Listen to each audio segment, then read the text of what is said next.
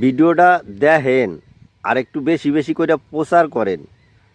বেশি বেশি করে প্রচার করলে তাহলে হয়তো আমরা পশ্চিমবঙ্গবাসী উদ্ধার হয়ে যাইতে পারি।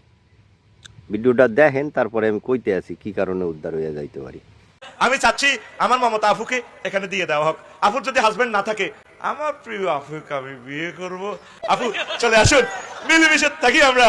আই লাভ ইউ, বুক ভরা ভালোবাসা তোমাকে দিব। চলে আসো বাংলার জমিনে। উদ্ধার হয়ে যাওয়ার কথাটা কেন কইলাম বুঝতে পারছেন?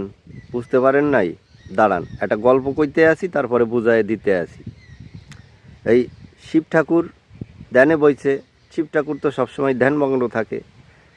তা ওই নারদ আর ওই নন্দী, নারদ কয় মামা আর নন্দী কয় বাবা, দুইজনে যাই এমন কায়দায় পিছনে নাগিছে। নারদ কয় মামা একটু বিয়ে করো, আর ওদিকে নন্দী কয় বাবা একটু বিয়ে করো।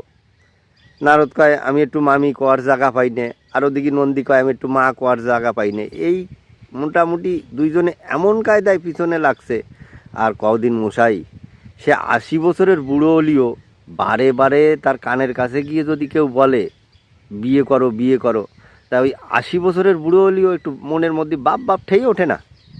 তা শিব ঠাকুরের ওই অতবার কথা শুনিয়ে কয় ঠিক আছে, তাই যা যা যা তোরা যা, এটাই দেখ আমি বিয়ে করবানি। তা ওই কারণে বললাম যে একটু বেশি বেশি করে প্রচার করলে আমরা হয়তো উদ্ধার হয়ে যেতে পারি।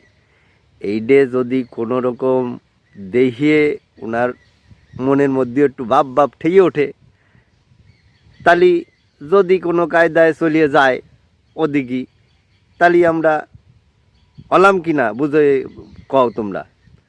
তাহলে কি আমরা ওই উদ্ধার হলাম কি না কও? আমি কি ভুল কইছি? হ্যাঁ, এবার যদি ভালো লাগে বেশি বেশি করে শেয়ার করে এটা পৌঁছায় দাও।